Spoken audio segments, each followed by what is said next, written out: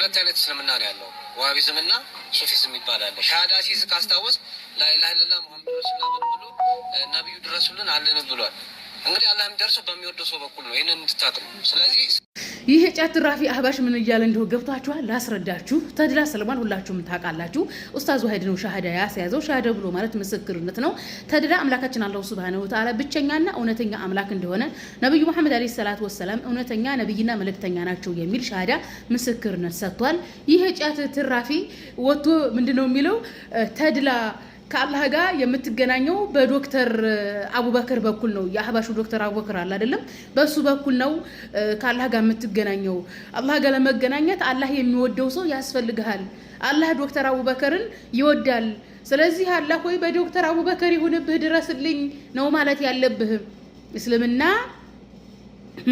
ሁለት ነው፣ ሶፊያና ምናምን እያለ እየቀባጠረ ነበር። እኔ የምለው በቆማችሁ የሚቀብራችሁ ዘመድ የላችሁም እንዴ? ደናቁርቶች።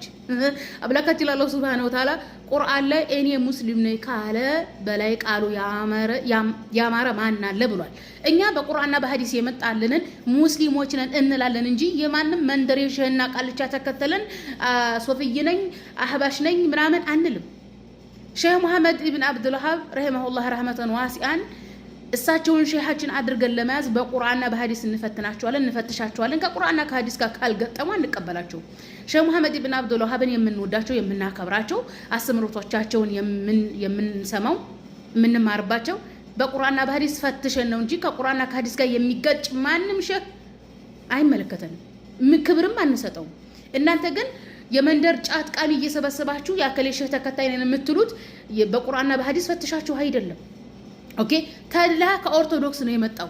በኦርቶዶክስ ቤት ጻድቃን ድረሱልን፣ ፈጣሪ እናንተ ስራችሁን ስለሚወድ እኔን ስለማይወደኝ አስታርቁኝ፣ መላእክቱንም ጻድቃኑንም ማርያምንም ከፈጣሪ ጋር አስታርቂ ድረሽልን ነው የሚሉት። ታዲያ ተድላ ለምን ሰለመ?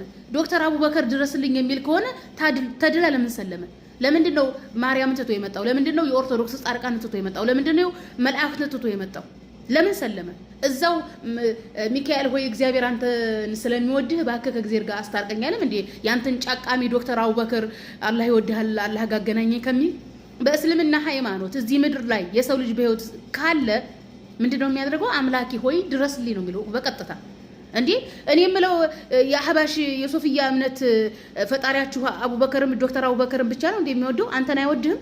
ይህ ብሎ ማለት እኮ አይ አላህ የሚደርሰው በሚወድ ሰው በኩል ነው ብሎ ማለት እኛን አይወደንም ማለት ነው። አምላካችን አላህ ሱብሃነሁ ወተዓላ በፍጥረቶቹ በሰዎቹ በአዳም ዘር መካከል ልዩነት አያደርግም። ልዩነት የሚያደርገው ልበ ንጹህ አማኝ የሆነን ያንን ሊወደው ይችላል። ኦኬ፣ ልዩነት የለም። እኔም አንቺም አንተም አላህ ዘንድ እኩል ነን።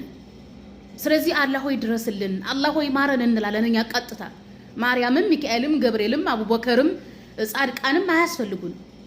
ጻድቃን ማርያምና ገብርኤል እንደኛ ምኖች ናቸው? የአምላክ ባህሪያዎች ናቸው። ከነሱ ጋር አማኝ ነን፣ እኩል አማኝ ነን።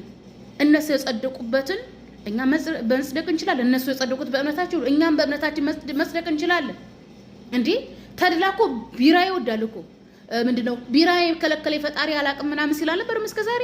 ታዲያ ቢራን ትቶ ለምንድን ነው ወደ ጫት መናኸሪያ የሚመጣው? በመጨረሻ የምናገረው እንደነዚህ አይነት ደንቆሮች እየወጡ የሚናገሩት መንደር ለመንደር ጫት ቦታ የሚወራው ነው። ምንድን ነው ያለው? ሼህ መሐመድ ኢብን አብዱል ወሃብ ከእንግሊዞች ምናምን እያላፉን ሲከፍት ነበረ።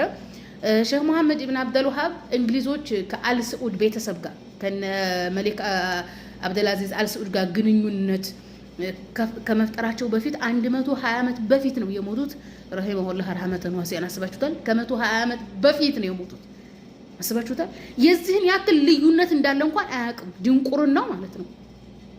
እኔ የምለው አህባሾች የመንደር ሱፍያ ጥርሳችሁን ብቻ አይደለም ጫት የጨረሰው አእምሯችሁንም ጫት ጨርሶታል። ምናለው ኡስታዝ ዋሂድ እኛ ነብዩ ድረስሉን አንልም እና አላህ የሚደርሰው በሚወደው ሰው በኩል ነው። በዶክተር አቡበከር በኩል ነው አላህ የሚደርስልህ።